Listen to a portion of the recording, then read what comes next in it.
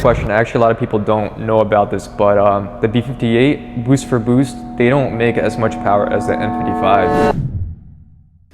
A couple months ago, Tim Vovk became the first person to actually break through the 5-second mark with the N55 in the 60 to 130. And when I saw his post on Facebook, I could not believe it. It is by far the fastest N55 in the United States and one of the fastest in the world. And I had an awesome opportunity to actually meet Tim and talk to him about his build and actually learn what it took to make a world record N55 build. So that's what I'm going to be doing in this video today. I hope you enjoy. My first ever N55 was a 135 AS, right? And the only reason I got into it was because it was probably the most affordable between, you know, the B58 and the S55. I'm like, N55 it is, you know, and just stuck with it since. So why didn't you want to go to a different platform?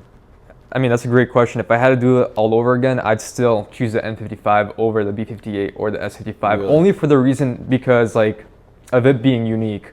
You have these 1,000 horsepower builds with the B58s or whatever. If I do the same thing on B58, it's not impressive. Everyone else has the same copy-paste build, you know, and you're just another guy that's, you know, that's making big power on a B58. It's almost as if it's like expected from the B58 group, you know, to make that kind of power.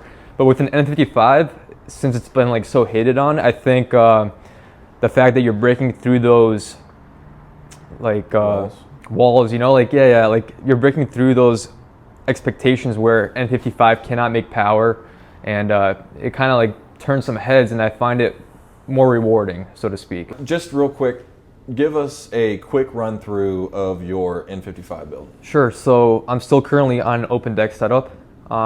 I have drop-in pistons and rods. So for the pistons, I went with CP, and for the rods, I went with Manley.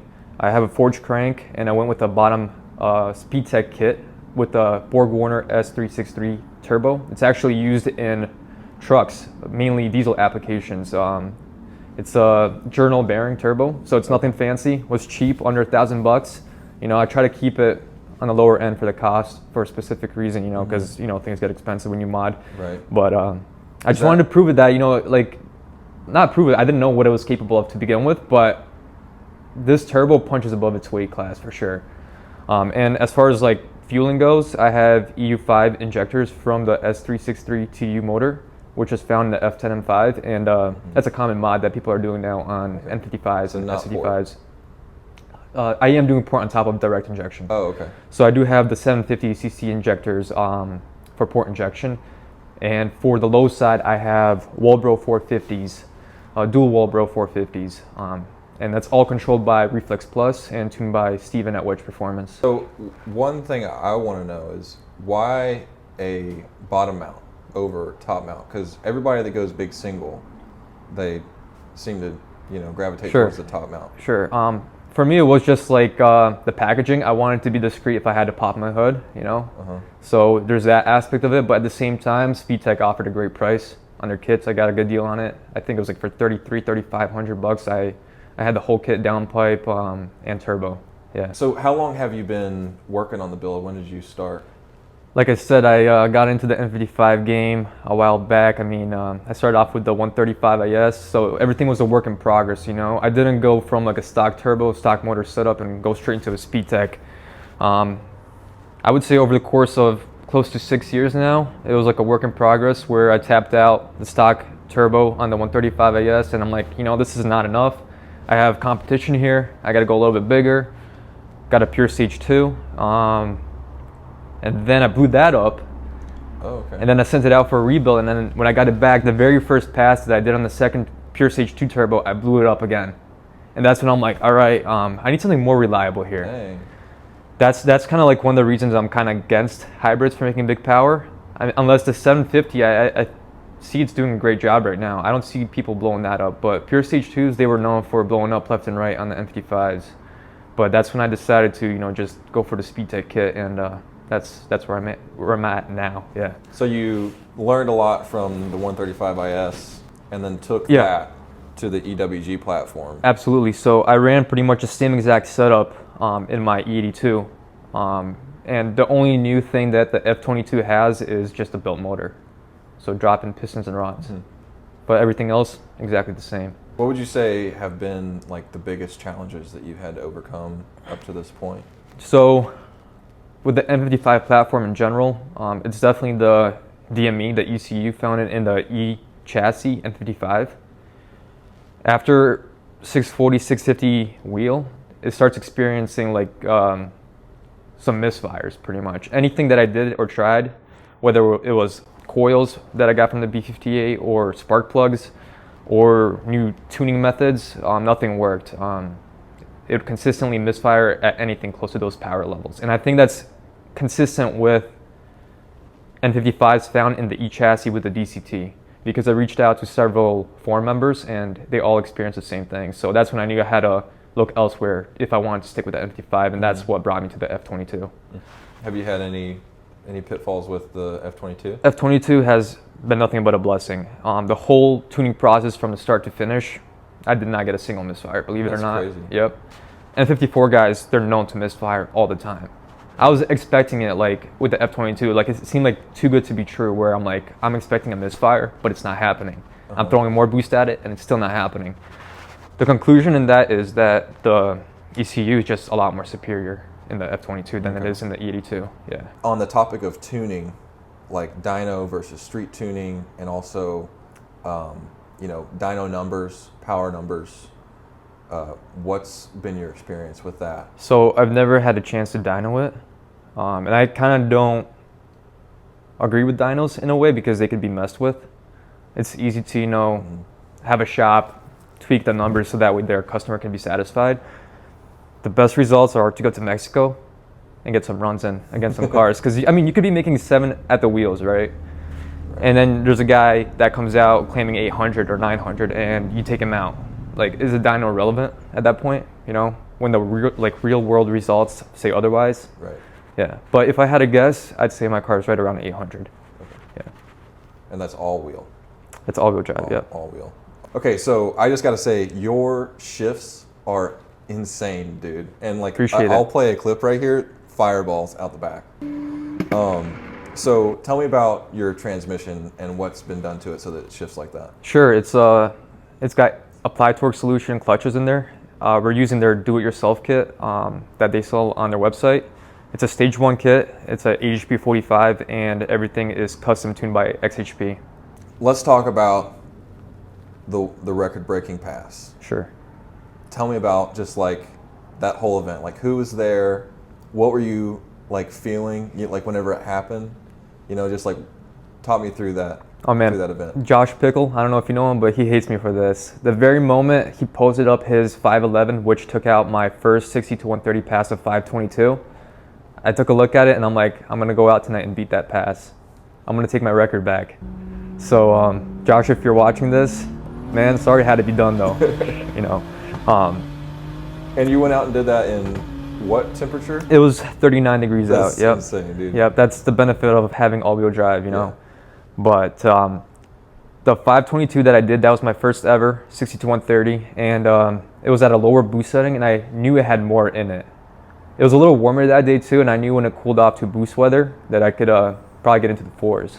So I had really no reason to push it beyond the 522 until Josh came around the corner, So when he got that 511, I was like, well, here's my shot, I'm gonna go for it. So at this point, you said that car's under the knife. What are your future plans for it now? So keep everything the same, but just close deck the motor so I could push it further and throw a bigger turbo at it. So I'm thinking of going with a Precision 6870 for that, yeah. And we didn't talk about boost. How much boost are you currently running, and what are you trying to step up to? So I'm currently running around 32 PSI. Okay. And I'm gonna have to upgrade my bar sensor if I want to go beyond 36, so we'll see. Okay. Yeah. You trying to hit like 40 or? Whatever the turbo taps out at. Okay. Yeah. Or the Heard motor that. for that matter, It could be the motor. It could be anything. You never know with this, with these kind of things. Yeah. And then as far as future goals go, what are you trying to get to? It'd be very cool to be one of the first to, I know I just got into the 4s, but it'd be nice to get into the 3s. Okay. For 60 to 130, you think you could do that on the next step? We'll see. I think I can get into the low 4s, but if I hit anywhere between 950 and 1,000 at the wheels, I think it's very possible to get into the threes with the right conditions. You know, if I hook and everything in the right weather, yeah, I think so.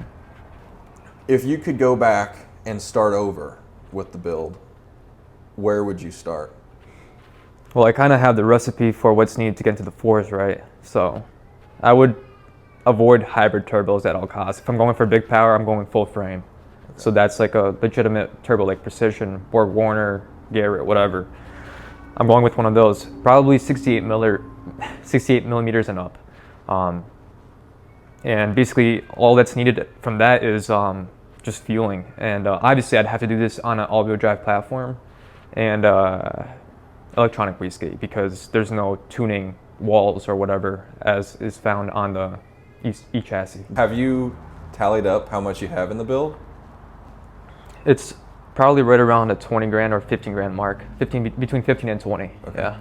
It's nothing crazy. If this was a B58, I'd probably be like $50,000 in already to make this kind of result. Because I can say that because I have a buddy who I also raced. He got his P2 tuned built, and he put $30,000 into it, and his results are meh, you know, at 30,000. So in fact, if you were to get an N55 and a B58, you could probably mod that N55 with like $15,000 worth of mods, and you'd be at the price of a stock B58 from like a dealer or from a private seller.